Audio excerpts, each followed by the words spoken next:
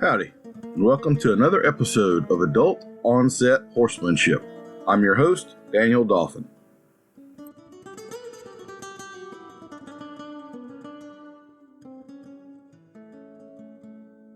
Welcome to Season 2 of the Adult Onset Horsemanship Podcast. Good to be back. I've already done a few interviews for upcoming ones, but we'll start it off as always with a Q&A.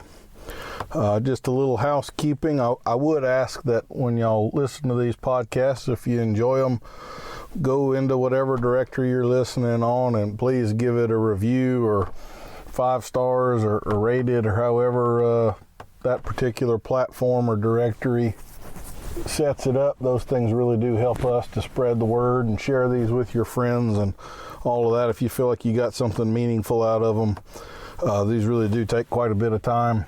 And so there comes a point at which you wonder whether the time is worth it if things aren't growing the way you'd like them to be. So please help us out. Also, where I get the questions from these podcasts is from my Facebook group, Bits, Spurs, and Good Sense, and also the emails and other avenues of questions that I receive and some of the real world stuff that I've done. We have a little mix of all of that for this episode. So the first question that we have got is a lady asking about a young horse that she's riding, and when she's been trail riding with a friend of hers, this young gelding of hers is riding right up the butt of the other horse. She does not want to get into a pulling on the reins tug of war with her young horse, and so she's wondering how else she could approach this problem. So always comes back to make the right thing easy and the wrong thing difficult. What is the right thing? Giving the horse some space. What's the wrong thing? Getting too close to the other horse. So there's a few ways I might approach this. One, if I had a friend that I trusted that had good timing and had a horse that was solid and we could accomplish this together, I might ask them to ride with a switch or a little dressage whip or something like that and kind of give my horse a little pop on the nose when he gets within range and use that as sort of the deterrent, the making the wrong thing difficult, getting my horse when he's getting too close to the other horse. Now, I understand that there are a lot of people that would not feel comfortable or confident riding a young horse while someone takes a swing at their nose. And so that's how I might approach it, but it certainly might not be how you would approach it. So if you aren't comfortable with that, or you don't have that friend with that solid horse that's willing to do this, I would say that you still need the friend and the horse, but they could be on a green horse as well. And in fact, we do this exercise at most of my clinics, and especially colt starting clinics. And I call it Buzz the Tower. And basically, if your horse is getting too close to your friend's horse, you're gonna start riding circles around your friend's horse, and they could continue walking, they could stop. I might look for a nice open area to do this. If I'm in a real tight, thickly wooded area, that wouldn't be ideal, but if we come to a little clearing or something, I'm going to start working my horse around their horse and then go off away and rest, and then come back. If my horse is drawn back to their horse, I'm going to let him go, but then I'm going to start working him, trotting circles around that other horse, working him, a little bit of intensity. I want to make it difficult. Then we go away and we rest. Same thing if we're riding on the trail. We're going to start doing circles around that other horse. We're going to make it difficult. And then we're going to go away and we're going to rest. And we're going to show him there's a good place to be that's appropriate, and then there's a pain in the butt place to be that isn't appropriate. And you're going to have to just do this a certain number of times until your horse kind of gets the message. And you need to be diligent about it. Once you start working on this problem, you need to continue working on the problem. Don't let it go tomorrow and won't worry about it today. That is not helpful when training a horse. You need to have that consistency where this is always going to be difficult, or this is always going to be the correct thing, not a sometimes situation.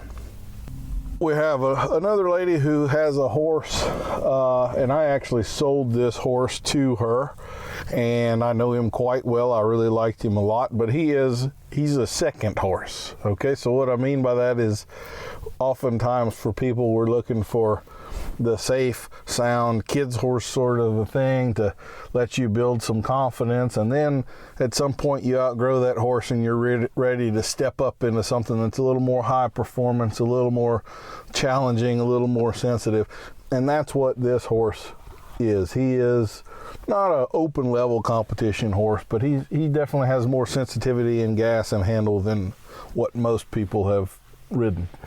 And so she's out with him one day in the paddock, and she goes to leading him back, and he's feeling a little frisky and playing around, and he rears up on her on the way back.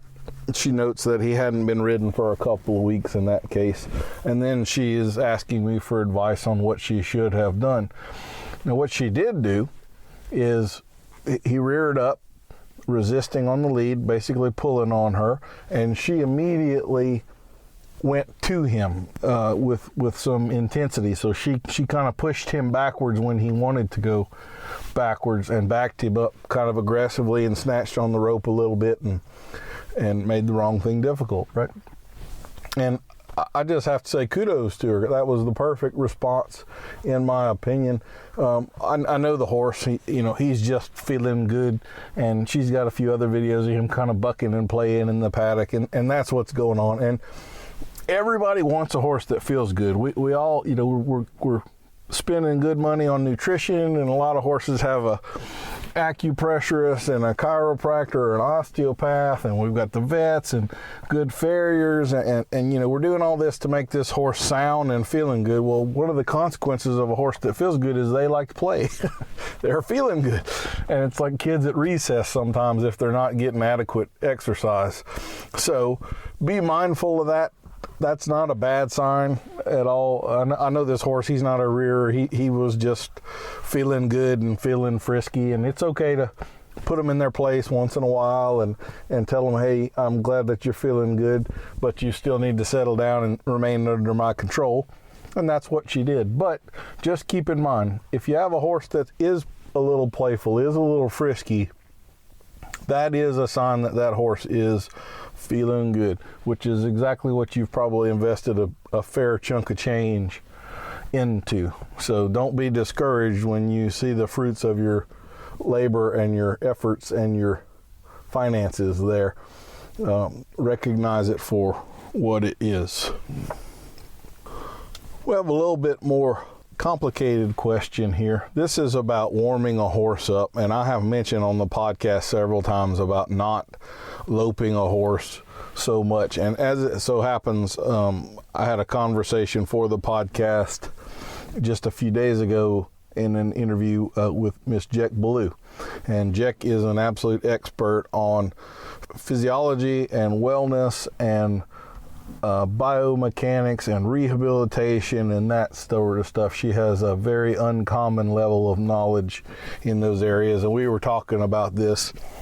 I've said publicly before that I stopped loping my horses to warm them up. I don't lope near as much as I used to anymore, and that's not because I got lazier. I find that the trot is a far more effective gait for warming a horse up. It does actually stretch more muscles. It's a symmetric gait. And when I stopped loping so much, a lot of the health problems I was having, like hock injections, for instance, in the cutting horses, that stuff went down like 75%. It was night and day difference. Jack was saying, I won't spoil the whole interview with her, but basically that there are many studies that illustrate significant benefits to walking a horse for about 10 minutes before you begin any real exercise with them. And I'm also pretty big on talking about rider skills, things like feeling your horse's feet, going through some little drills and exercises there, working on contact, getting in rhythm with the horse, those sorts of things. That's a great thing to do with that 10 minutes at the walk. If you really took 10 minutes every time you rode your horse, and the first 10 minutes you focused on you getting with the horse and really feeling them and really getting in rhythm, I promise you in 6 months you would be leveled up significantly. Particularly those of you that are maybe on a plateau, or you're kind of flirting with getting out of the beginner and into the intermediate level of stuff. The real difference there is your feel for the horse and knowing where the feet are and so forth. So there's nothing but benefit to spending 10 minutes dinking around, walking on your horse, and then maybe trotting a little bit or something to warming your horse up. It's good for them mentally, it's good for them physically, it's good for you as a rider. It's just good. She also asks in that question about footing for round pins and in wet and humid areas. I'm in South Louisiana. We are a very wet area. We get somewhere between 60 and 80 inches of rain a year. And so sand, washed sand, is my preference for round pins and arenas and stuff down here. I like a pretty decent base of it. So a round pin, probably 6 to 8 inches. I really do want it kind of deep for those young horses that might throw me on my old fat head. I want a little soft cushion for them to land. I also want them to work pretty hard when they get into those pins. So if I need to use their lungs to talk to their brain, that's available to me. I've had very, very good success with soundness and that sort of footing as well. I've definitely seen some horses that got on footing that was a little too slick, and they slipped, and it was a problem. You can mess stifles up with things like that. You can pull groins. You can have a horse slip, and that becomes a several months problem. So good, grippy, deep sand is certainly my preference there for a multitude of reasons. Now, you didn't necessarily ask about this, but just since you brought it up, there is some pretty solid research that for overall long-term soundness for horses, the best thing you can do is to ride them on varying terrains and turfs and surfaces and have them experience differences there. So different depths, different grippiness, some grass, some hard ground, some soft ground, some 2-inch fluff, some 6-inch deep. The more varied and the more regularly you can vary it, the better, essentially. I also would say that is pretty heavily dictated by what you're trying to do with the horse. So everything I've done has been pretty high performance with real heavy, hard, fast movements, hard stops, hard turns, and you do need that deeper ground and give that horse a little cushion, kind of slows them down into the ground. But if you're trying to barrel race or do like dressage, the deeper sand is going to be in your way. Reining, for instance, the horses don't slide in 6-inch deep sand; they actually stop. So the footing really should be determined somewhat on what discipline you're riding, what you're trying to do with the horse. But again, the more you can vary it, the better that is physically for that horse in terms of long-term soundness. We have another question on the differences in body language during some tasks. Different behaviors that might be inherent to different breeds. So, there really aren't differences between breeds or really even horses, mules, and donkeys in terms of body language. The body language is the same. The way the ears move, the pursing of the lips, the squinting of the eye, blinking, deep sighs, licking and chewing, raising and lowering of the head, cocking the leg. I mean, the same calming signals apply, the same threats and signals of aggression apply, the same signals of relaxation apply. You can turn a mule into a herd of horses or a horse into a herd of mules, and the horses and mules are all going to talk to each other the same. Donkeys, the same deal. Draft horses, thoroughbreds, it's a pretty universal language among all equids. That being said, like there are different characteristics among breeds, and even one of those old sayings in animal science is that there are greater differences within a breed than there are between breeds. So what that means is a lot of time within breeds we get into some line breeding of certain bloodlines. So for instance, if you go into the cutting world, there's really like 6 foundational sires, and dang near everything in that world is going to be some derivative of those horses. If you go into the Western pleasure horse world, that probably hasn't changed a whole lot in the last 30 or 40 years. The halter horse world, I'm sure Arabians and saddlebreds and just about every group has their certain niches, and I will say that there are often very strong characteristics within bloodlines. So for instance, a racing quarter horse and a racing thoroughbred, and maybe even a racing trotter or pacer or whatever like that, those horses are probably more similar than like a racing quarter horse and a Western pleasure quarter horse, because the bloodlines there have differed. They branched off a long time ago, and there really can be some significant differences even within cutting, like those 6 bloodlines. I'm not saying there's specifically 6, I'm just giving you a number there, but there are pretty significant differences there where you can really tell this filly is out of that stallion or that line or whatever. There are certain characteristics there that are pretty dependable. So, are there differences between horses? There are.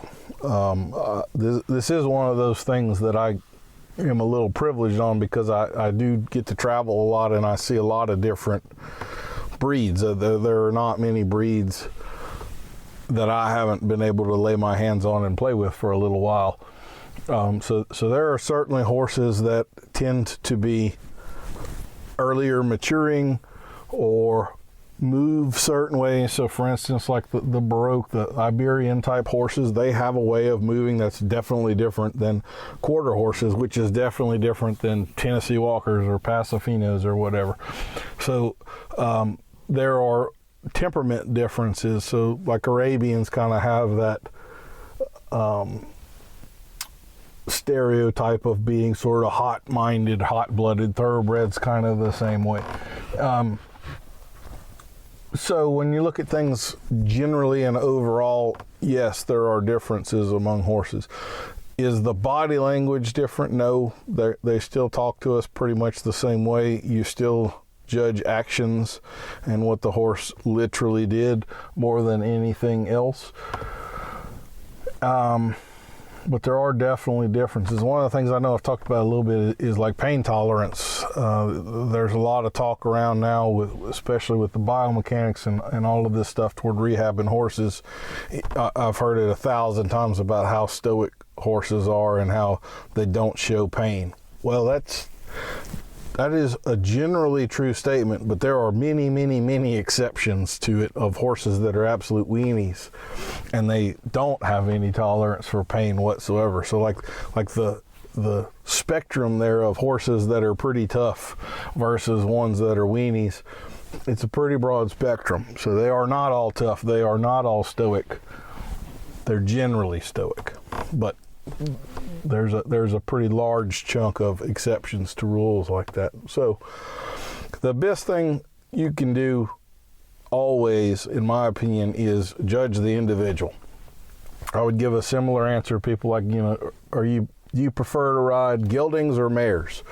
Well, my personal horse, Curly, is what I would describe as a fairly feminine gelding. I've got another filly coming up to replace him, Willow. Willow is a masculine female. What most geldings are like, or what most mares are like, is completely irrelevant compared to the one you're riding. So judge the one you're actually riding and what that particular animal is like. What most of them are like really isn't relevant. Might give you the direction to look in, but there definitely are exceptions, and you need to be judging the reality in front of you, not the generalities, that stereotypes that we tend to have. So I did a clinic recently, and I had a lady that contacted me beforehand, and this was supposed to be kind of a basic to intermediate day that she was asking about. And she had a horse that only had like 8 rides, and she was wondering if it would be appropriate to bring that horse to the clinic. So let's talk about that a little bit, because I have had this happen more often than I would have ever thought. My basic response to her was that if she were going to ride this horse pretty much every day between now and the clinic, then she would have had like 6 weeks or so on it by then, and that may well have been okay for some horses. If it was one of the high flyers that things are going well for, then maybe we're not in too deep a water with that sort of horse for the day. For most horses, though, or if you're not going to get all that riding in, not really appropriate unless you're going to a colt starting clinic. So why? First thing is safety.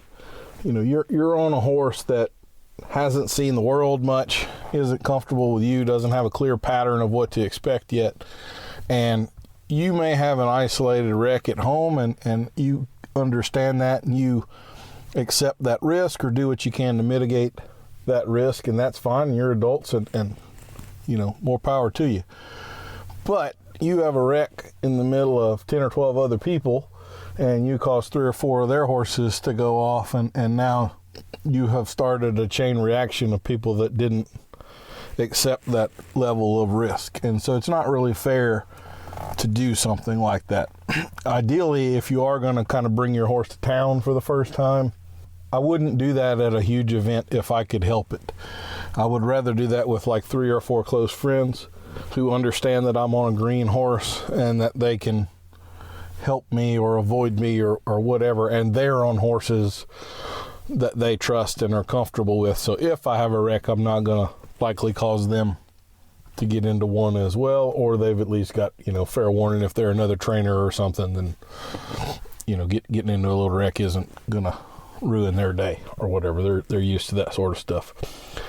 I've had more people than I would have ever thought that have shown up to clinics with horses with like 10 rides, or they're trying a horse out to buy, and so they decided to bring it to a clinic. And you know, that etiquette wise, that's really not okay. That shouldn't be done. You are standing the chance of or running the risk of ruining other people's days because you're not in control, or things aren't going well for you and you had no reasonable expectation that they would, and now you've ruined someone else's day or wasted their money or whatever. So that's not cool. That's not kosher. Now, again, exceptions. I've definitely had a lot of horses come. I mean, probably like 1/3 of all of the horses I've done in colt starting clinics are actually restarts. So if you're bringing a horse with 8 rides to a colt starting clinic, well, everybody has that expectation now. That's not out of the realm of reality. Or if you had a problem horse clinic or something like that, once again, not out of the realm of reality. I would say, at least, if you are planning on doing something like that or wondering if you can do something like that, call the clinician. Ask, tell them what the situation is, give them the option to handle it how they want to handle it. Please do not just show up at a clinic or a ride with a bunch of other people on a horse that you have no reasonable expectation of being able to control. That is just plain not fair to everyone else. All right, the last thing I wanted to talk about, this wasn't really a question, this was more of an occurrence. I got a call from a lady that I had met at a summit, and she's a professional herself, and so we were, you know, struck up conversation, became friendly.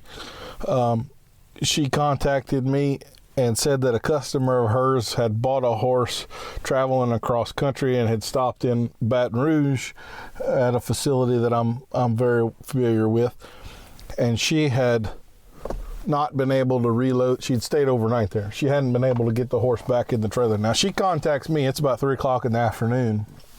Her customer had been trying to load this horse since 8 o'clock that morning, and of course had already enlisted some help, and a few people that had a crack at the horse. And as it so happened, this place was about an hour from me, and I said, well, you caught me on a good day, I'll head over there and see what I can do. So I drive over there, and we get there, and the horse really didn't seem to be, I'm expecting a hornet's nest when I show up. And they have the horse. I asked her, I said, if you've already done all that with him, just if you can, turn him loose in one of the paddocks and just let him chill out until I get there. And she did.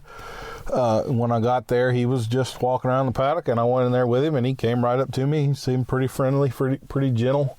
So not the wild Mustang type. And we wound up backing the trailer up to the gate of the paddock. Always, you have a situation like that, use what you have in your environment to help you. You can be smart about things, or you can be foolish. And if you're going to try to load a horse that has those kind of problems in the middle of a parking lot, I would question whether your ego has overcome your good sense. So we back the trailer into the hole. I go to working with him, and sure enough, he starts just like any horse would. We kind of establish a line of where he's comfortable, and he'll stand quietly. I back off. We do advance and retreat. I'm getting him a couple feet closer each time. Before long, we've got him pawing into the trailer. I actually got him loaded about an hour and 15 minutes in, and as it turns out, there were two teenage girls that had come up. They're on the passenger side of the trailer, outside of the paddock. So from where I'm standing and loading the horse, I can't see them, and I know they were there. The horse can't see him, and he didn't know he was there until we get up in the trailer, and now we can see out of the window, and they're there talking. And so that set him off, that scared him, and he backed out, and that was probably we didn't make any progress for another 15 or 20 minutes after that. And then I got him loaded again and got him a little more comfortable in the trailer, and then had the lady load him 3 or 4 times. So let's talk a little bit about trailer loading. It's basically just an obstacle. There are a lot of things you can practice at home that are trailer loading in essence. So if you have a bridge, a pedestal, even a tarp on the ground, or something like that, and you get the horse to walk up on that, even though it may not be elevated or whatever, it is them putting their feet on a foreign object that's place specific. That's essentially what trailer loading is. Trailer loading simply then elevates that, where they have to step up. And so if you can get a horse to load onto a pedestal, onto a little bridge or something like that, you are essentially working on trailer loading. And the way that I approach that is I sort of make the trailer base. And so right thing easy, wrong thing difficult. If we're not near the trailer, we're working, and then we rest near the trailer. And if you rest there and you give me a calming signal or relaxation, I'll lead you away from the trailer, and we'll rest more further away, and then we'll approach again. And the trailer becomes like base. You're safe there. And before long, they'll be dragging you to the trailer. What you don't want to do, they had already done some of this stuff with this horse, is try to get like 2 people to lock arms and push the horse into the trailer. You may get the horse loaded, but you have added a ton of resistance into that animal and legitimate fear. They really have a reason to fear the trailer now because of what has happened there. And what winds up happening is you sort of coil a spring. You build anxiety, and that horse gets in the trailer, you slam the door, shut them in there, but they were never comfortable. And now they get more and more uncomfortable. And this is how you would, if you were to want to train a horse to come barreling out of a trailer as soon as you open the door, that's how you would do it. So every time you're loading the horse, you should also be working on unloading the horse. So when I do have a horse that's up in a trailer, front feet or hind feet, I like to use a little verbal cue. I say step. So whenever their feet are about to step down out of the trailer, I will start saying step, step, step.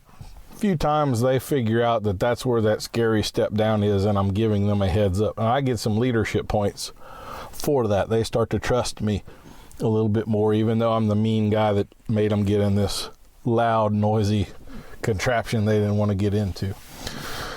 So take your time, make sure the horse is comfortable. Always approach that. Like I knew when I got there, I'm going to get this horse loaded.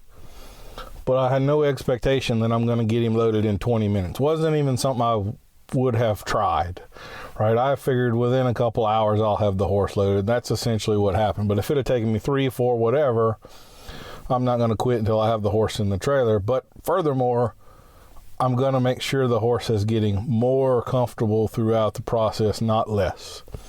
So a lot of times, like you may take an hour to load a horse. Well, 55 minutes of that, I don't have the horse in the trailer. But once the ice gets broken and they get in the trailer, then I'm going to load him 8 times in the last 5 minutes. That's very often how this sort of stuff happens. So be patient, take the time it takes. Do not have an agenda. There are a lot of reasons in the real world where we need a horse to reliably load in a trailer reasonably quickly. If they get hurt, need to go to a vet, you can have natural disasters, certain parts of the country, forest fires, and those things can be on top of you, and you got an hour to get everything out, right? Well, you can't spend 2 hours loading that one horse in that instance, and you don't want to have to make that hard decision to leave one behind. We have hurricanes here in the south, same sort of deal. Sometimes you got to evacuate horses quickly. You may have to evacuate a bunch of them, and you need them all to load now.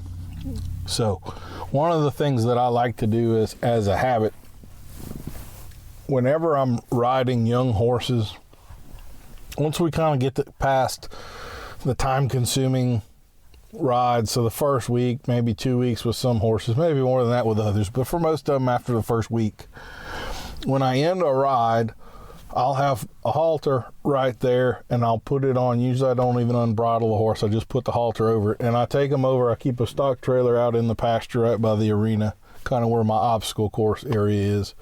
And we end the ride by loading in the trailer. And maybe that first day or two, if I have one that's not real good and reliable at loading, that might take me 20 minutes or 30 minutes to get them in the trailer. And then we loosen the saddle and we back out, and that's where the day ends. Well, by day 5 or 6 of doing that, that horse has come to learn that trailer's base. That's where this ride ends. That's where that saddle gets loosened up. That's where that bridle comes off.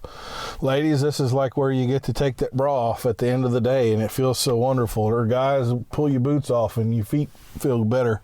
You didn't even know how bad they were hurting until you took your boots off. It's kind of like giving that horse that experience, but associating it with the trailer. So, like I say, Monday maybe it takes me 20 minutes to load the horse in the trailer when I start this. By Friday, they're dragging me to the trailer to go hop in that thing, though. So, there's really not much of an excuse for having horses that don't load well. You should practice that stuff before it's time to need to do it. When you do need to do it, don't have an agenda, time crunch. Like even my most broke horses, I still let them every single time they walk up to the back of the trailer. I'll give them loose rope and let them sniff around a little bit. Most of my horses are going to be loaded within about 20 seconds. Almost none of them walk up and just jump in, though. They all want to sniff a little, want to investigate a little. I consider that perfectly fine. I have no desire to hurry that anymore. I think it's reasonable to let them sniff, give them 20 seconds to load or whatever.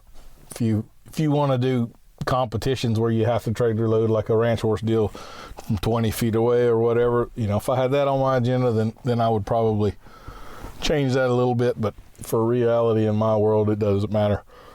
So that's a few thoughts on trailer loading. It really can be the bane of some people's existence, but it shouldn't be. You're just trying to get the horse a little more comfortable. It's pressure and release. It's a great exercise to practice your timing of pressure and release, reading the horse, all of these things, and just treat it like another obstacle. You really can just put a tarp on the ground or a piece of plywood or something like that and practice trailer loading without a trailer at all. And it's well worth your time. Like I said, that little deal of getting a horse tired and loading them in the trailer and that's where they quit, that's a powerful association. And you just knock the rust off of it every so often and load them again after a ride, and you'll have horses that load well for the rest of their lives.